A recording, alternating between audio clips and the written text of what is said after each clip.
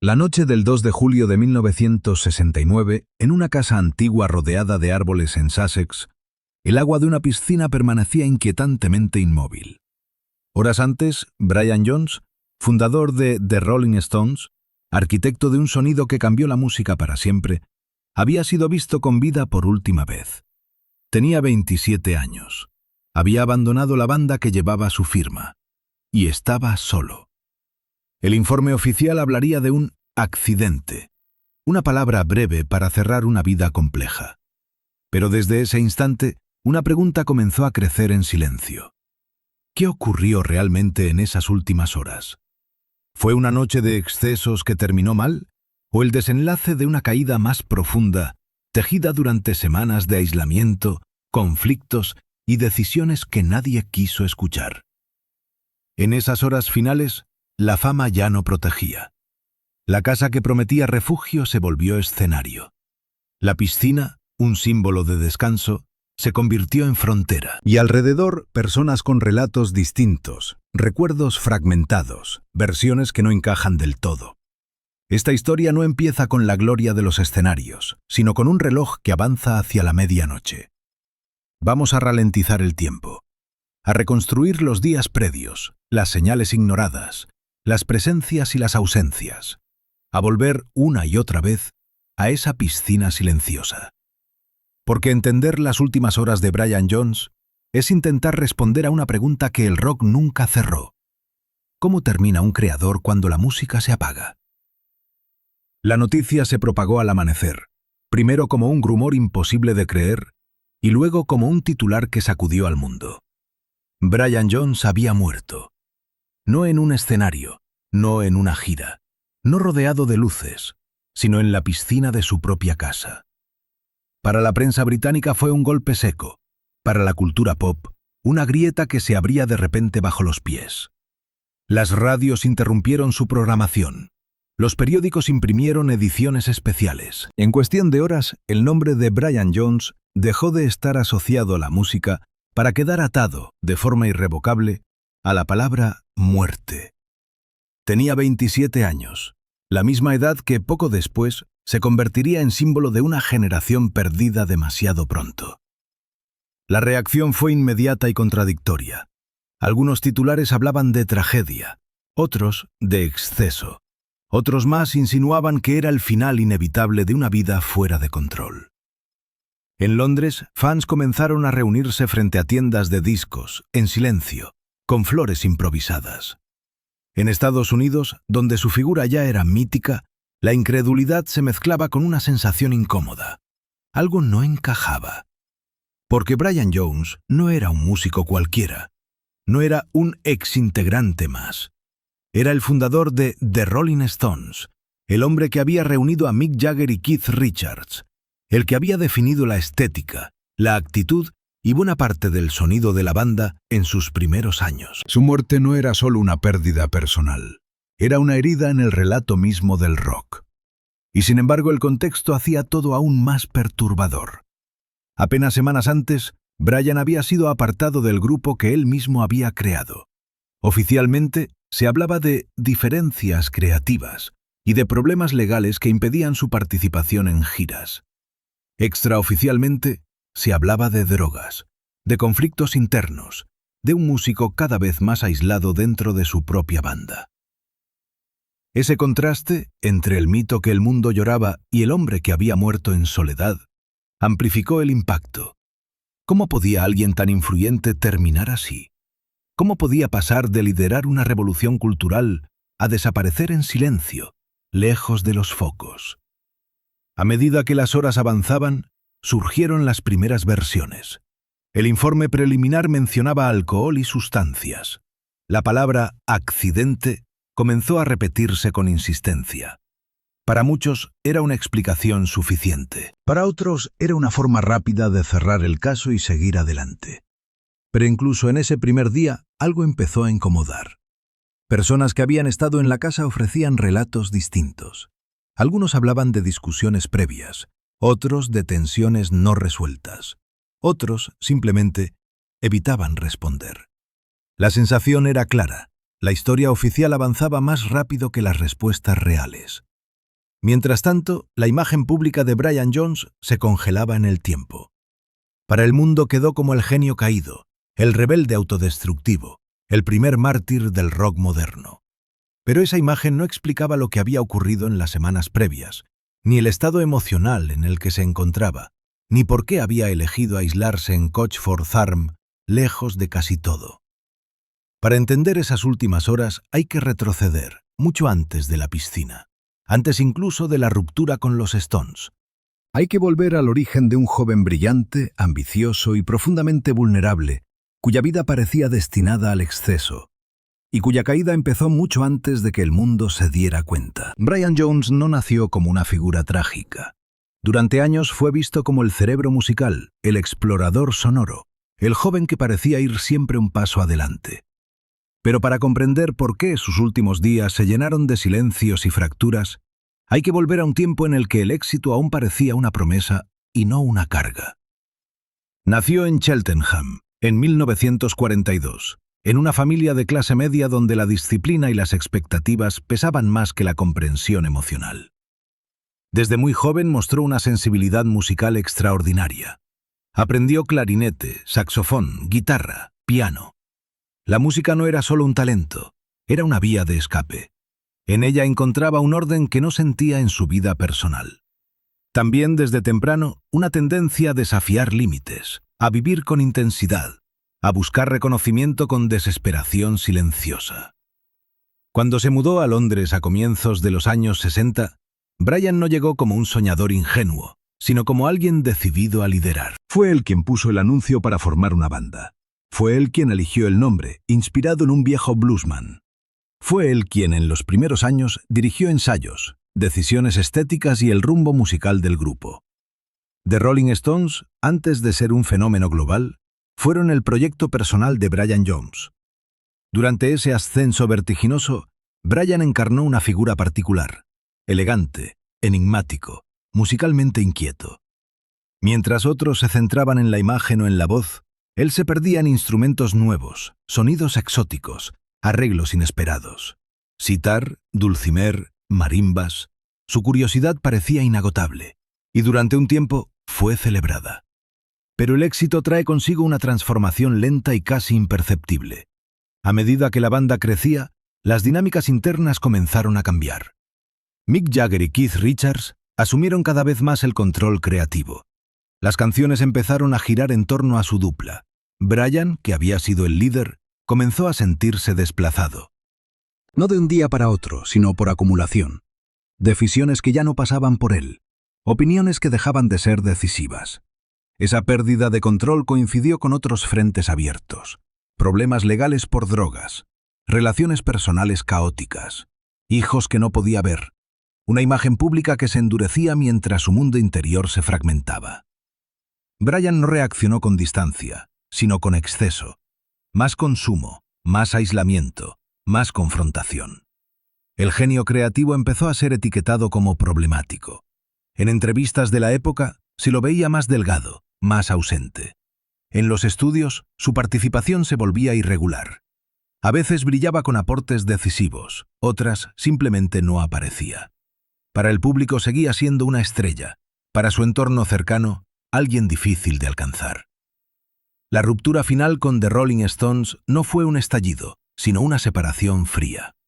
En junio de 1969, se anunció oficialmente que Brian Jones dejaba la banda. El comunicado hablaba de diferencias creativas y de impedimentos legales para viajar.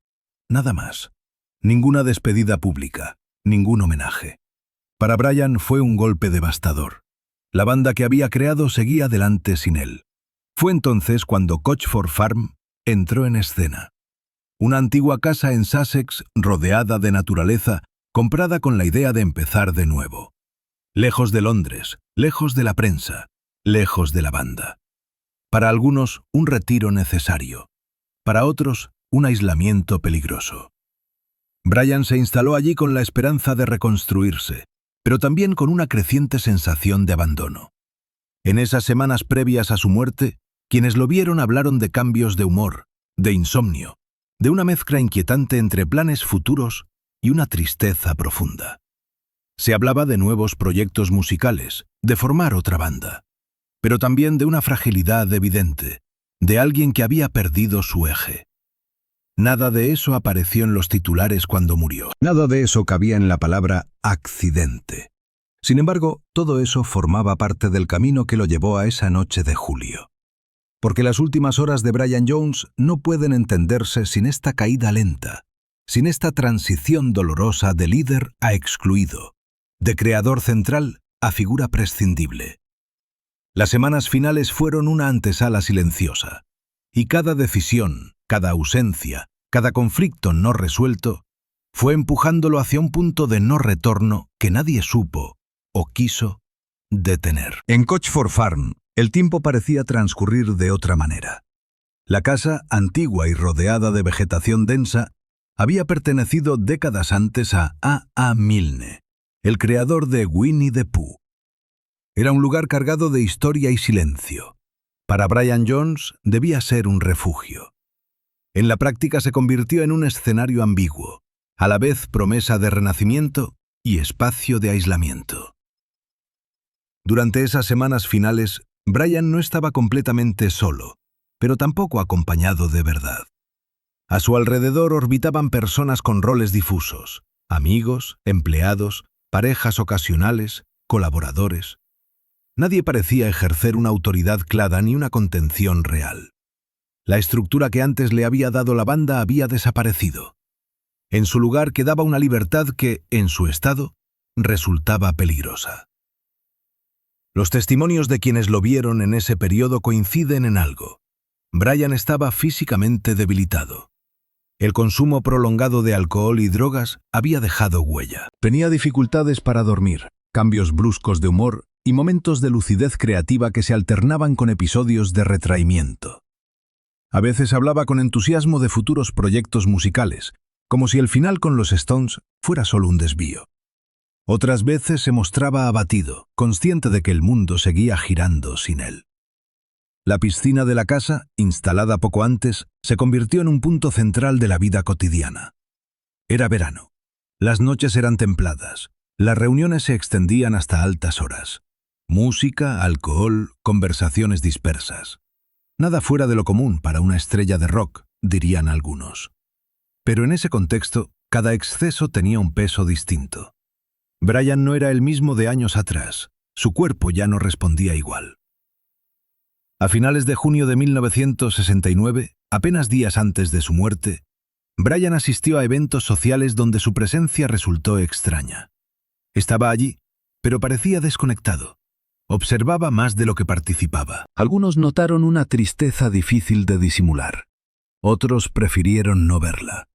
Nadie imaginaba, o nadie quiso imaginar, que el final estaba tan cerca.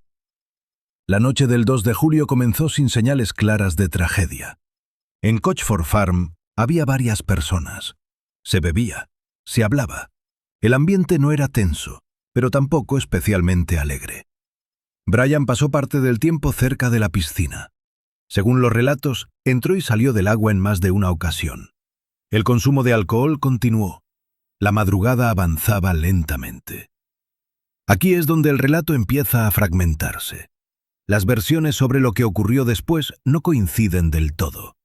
Algunos dicen que Brian decidió nadar solo. Otros afirman que había una discusión previa. Otros recuerdan haberlo visto cansado, apoyado en el borde de la piscina. Lo cierto es que en algún punto de la noche, Brian Jones quedó bajo el agua. No hubo gritos que despertaran a la casa. No hubo una alarma inmediata. Cuando su cuerpo fue encontrado, ya no había nada que hacer. Eran las primeras horas del 3 de julio de 1969. Tenía 27 años. La policía llegó poco después. El informe inicial habló de ahogamiento. Se mencionó la presencia de alcohol y sustancias en su organismo. La conclusión fue rápida. Death by misadventure. Una fórmula legal que cerraba el caso sin señalar culpables directos.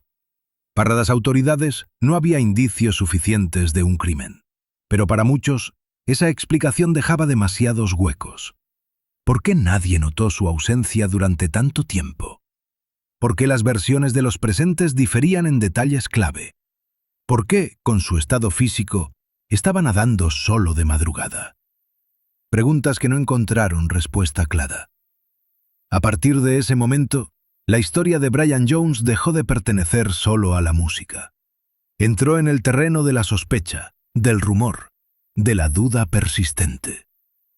Las últimas horas ya no eran solo un desenlace trágico, sino el inicio de una controversia que se extendería durante décadas. Porque cuando una vida termina en silencio, en un lugar que debía ser seguro, el vacío que queda no se llena con un informe oficial. Se llena con preguntas. Y en el caso de Brian Jones, esas preguntas nunca dejaron de resonar. Las horas posteriores a su muerte no trajeron claridad, sino una sensación creciente de incomodidad. Mientras el cuerpo de Brian Jones era retirado de Cochford Farm, la escena quedaba marcada por una mezcla extraña de rutina policial y silencio incómodo. No había cintas amarillas que contaran una historia clara. No había una reconstrucción precisa de los hechos. Solo un conjunto de personas que habían estado allí y que recordaban la noche de maneras distintas. El informe forense confirmó el ahogamiento. Señaló la presencia de alcohol y sustancias en su organismo. Para la ley, el caso estaba cerrado. Para la opinión pública apenas comenzaba.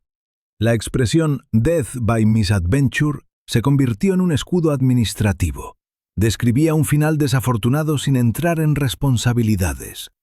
Pero esa misma ambigüedad alimentó las dudas.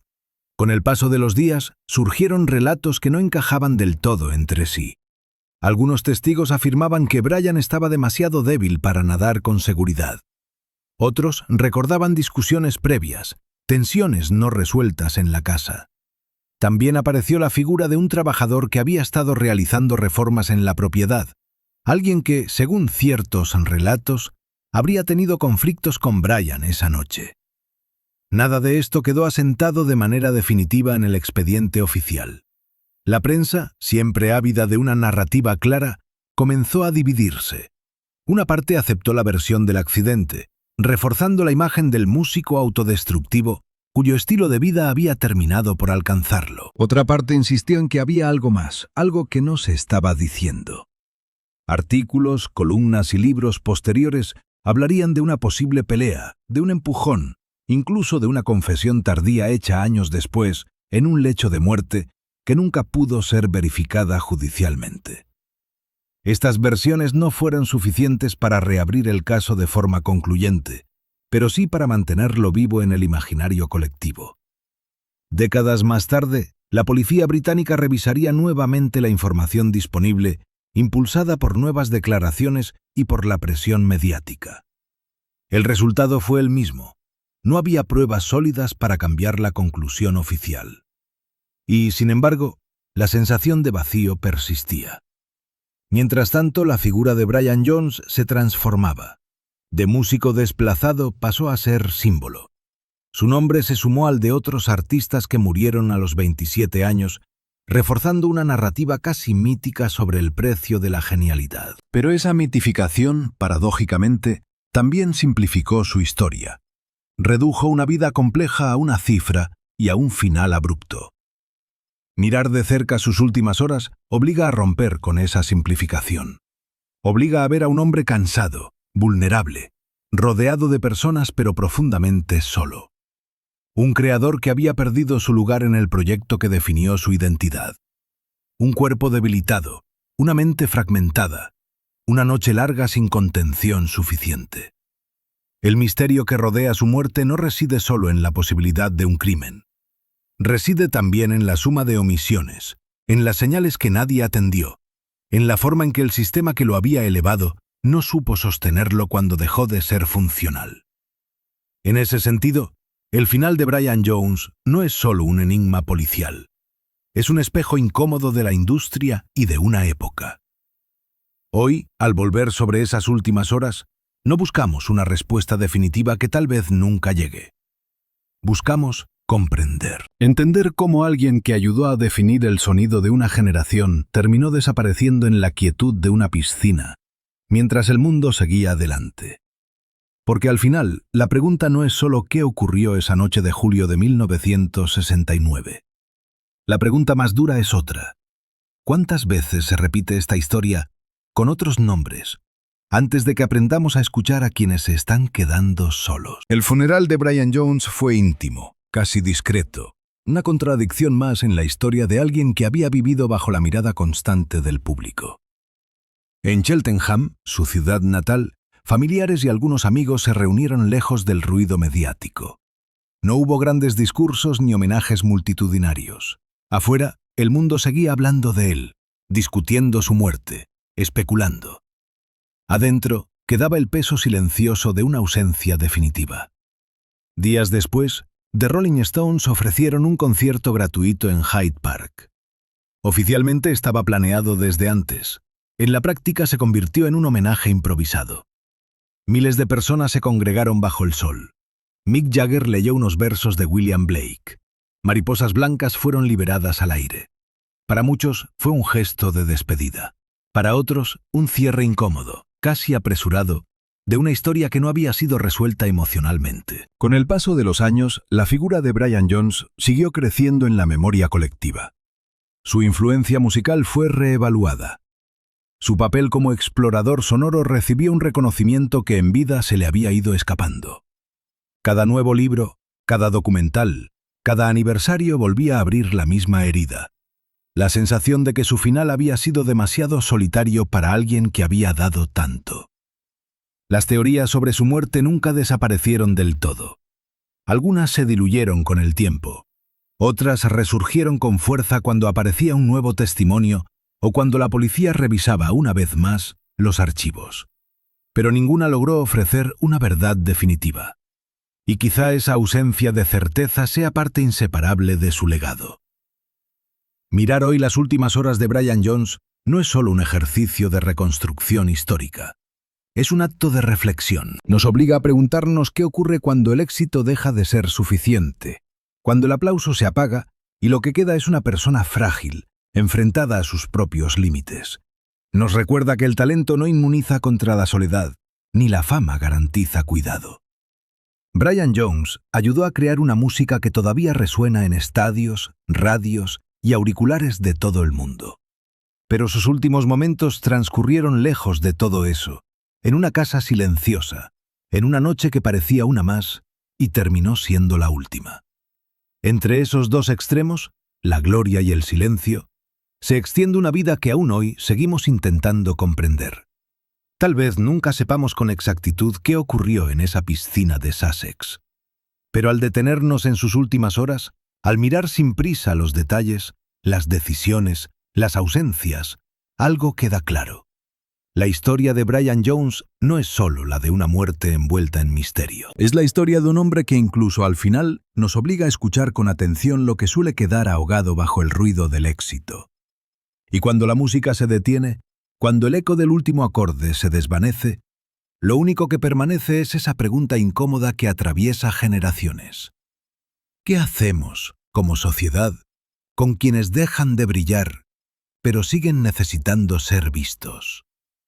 El silencio que rodea el final de Brian Jones no se rompe con certezas, sino con ecos. Ecos de guitarras que aún suenan, de experimentos musicales que abrieron caminos, de una sensibilidad adelantada a su tiempo.